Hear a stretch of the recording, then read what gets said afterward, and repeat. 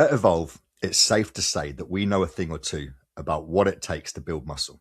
And when it comes to building muscle, your training has to be right. Because here's what we see all the time: people showing up to the gym week in, week out, training hard, putting the effort in, and yet their physique never really changes. That isn't a motivation problem. That's a structure problem. And that's exactly what we fix inside Evolve. So the system that you're following inside the app isn't just a random plan. You're following our ETS training system, a structured approach designed to maximize muscle growth whilst managing fatigue so you can actually progress long term. And I want you to understand that the training split, the exercise selection, it is all built bespoke for you. We don't do copy and paste plans here, but the framework that I'll break down shortly, that is what we deliver to everyone, because this is our signature training system. It is the ETS training system, a structured approach designed to maximize muscle growth whilst managing fatigue so that you can actually progress long term. Your training is split into two phases. Inside the app, you'll see two programs, the ETS load phase and the ETS volume phase. Both are already set up for you. So how do you use them? Because this is important. For the first 3 weeks, you'll follow the load phase. Then on the 4th week, you'll switch to the volume phase. You'll do that using the drop-down menu inside the app to change. So when you load up your app, what you'll see is you click on training and it will load up the load phase. However, at the top of the screen, if you click on the load phase, a drop-down menu will appear. And then what you can do is choose the volume phase. After week 4, you'll go straight back to the load phase and repeat the cycle. So as a simple breakdown, weeks 1 to 3, load phase, week 4, volume phase, and then repeat. Now, if you go to kahunas.io and use your login details, I'm showing you it here, okay? So you can see that for my example client right here, we've got push, pull, legs, upper density. This is his load phase. We click on the drop-down menu and we switch to the volume phase, okay? And you can see that overview by logging on to kahunas.io. So I want to give you a little bit of an explanation of why this works, because this is the important bit. Most people either train too hard for too long and burn out, or they never push hard enough and therefore never change. ETS training fixes both. And the reason it works comes down to two different types of muscle growth: myofibrillar versus sarcoplasmic hypertrophy. Now, don't worry, because I'm going to keep this simple. Myofibrillar hypertrophy is what happens when you train heavy and push hard. You're increasing the density and strength of the muscle fibers themselves. This is what makes you stronger and thicker.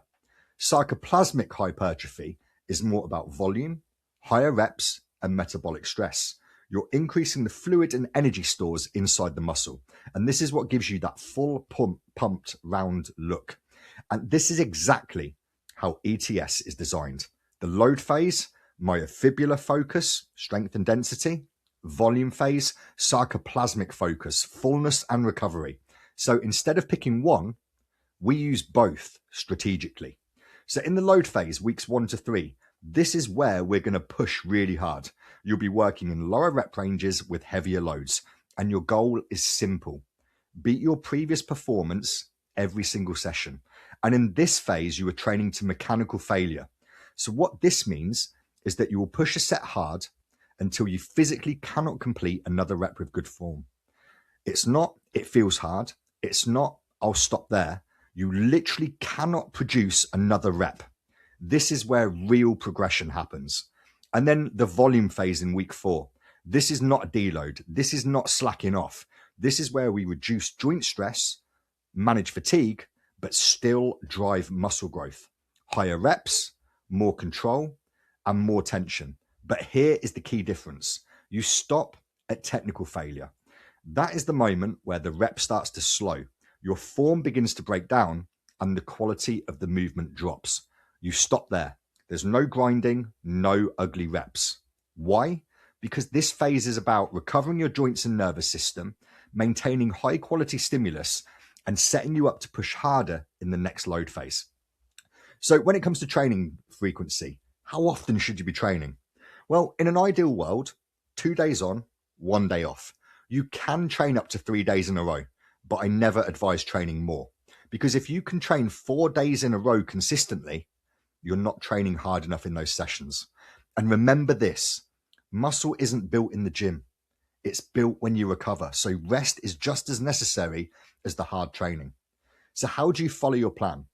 Inside the app, the sessions are laid out in order. Just follow them sequentially. It doesn't matter what days you train, just don't skip ahead. So for instance, if you have push-pull legs upper density, you could do push-pull legs 1 week, and then you follow on the next week with upper and density. But maybe you can train 4 times the following week. So you've done push-pull legs in 1 week, then you will do upper density push-pull, okay? Just follow the sessions in order. The biggest mistake that people make is doing the same weights for the same reps every single week and expecting change. It doesn't work. Progressive overload is your main focus. Every session you aim to improve. More reps, more load, or better execution. This is why logging your workouts is essential, okay?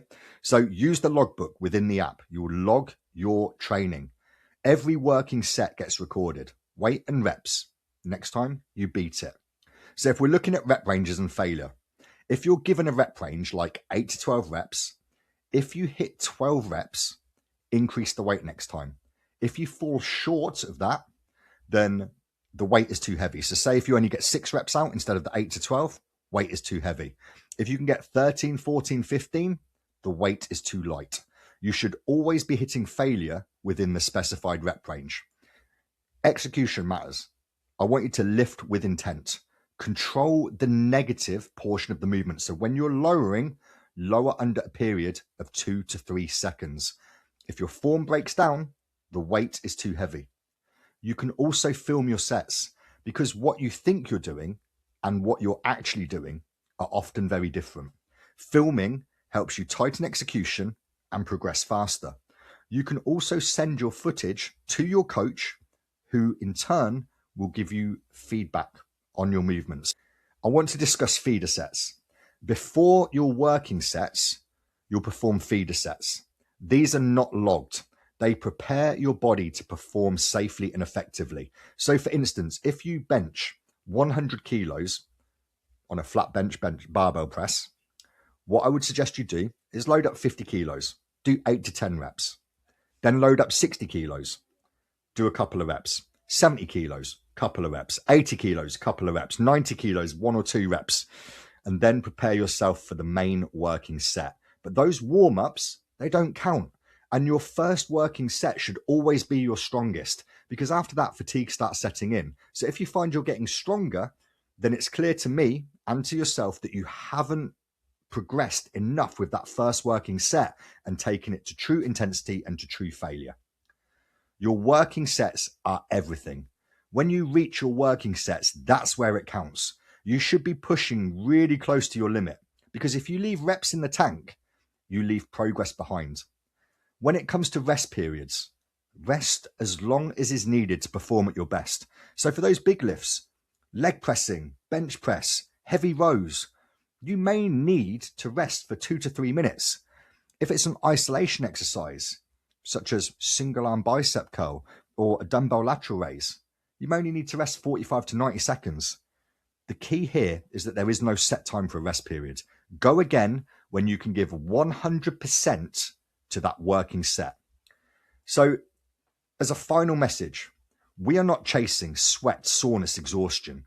We are chasing progress, precision, and performance. And don't forget, you cannot out-train a poor diet. Your nutrition must align with your goal.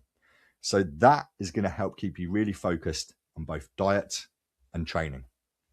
Guys, welcome to Evolve. Enjoy ETS training.